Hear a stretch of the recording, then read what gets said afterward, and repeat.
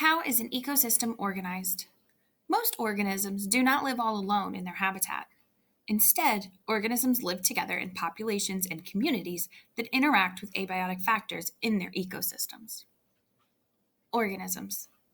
Black-tailed prairie dogs that live in prairie dog towns on the Nebraska plains are all members of one species.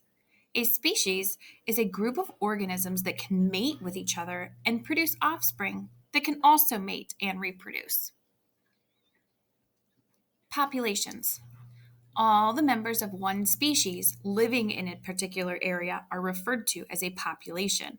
The prairie dogs in the Nebraska town are one example of a population. Communities.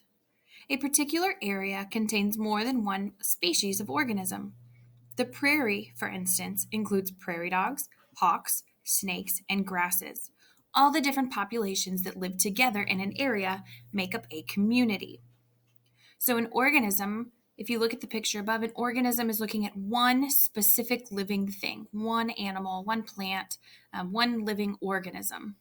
And then a population includes all of his family members, all of the prairie dogs specifically that live in that area.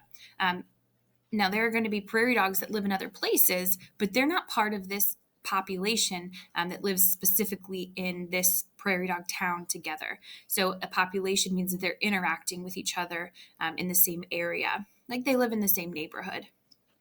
Now, a community is going to be bigger than that. Not only are we looking at the prairie dog species, but we're also looking at all of the other biotic factors, all of the other living things. So, plants and other animals, any predators, other prey, berries, flowers, hawks, snakes, anything that's going to be living around this region.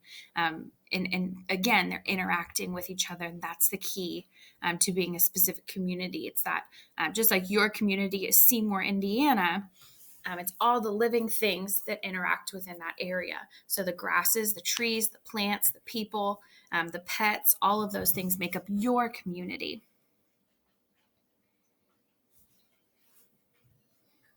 We can expand even further and talk about ecosystems. Ecosystems, the community of organisms that live in a particular area, along with their non-living environment, make up an ecosystem.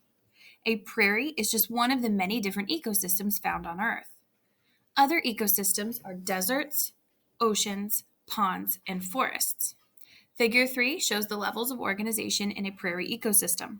The smallest level of organization is a single organism, which belongs to a population that includes other members of its species. The population belongs to a community of different species. The community and abiotic factors together form an ecosystem.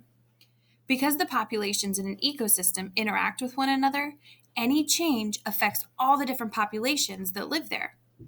The study of how organisms interact with each other and with their environment is called ecology.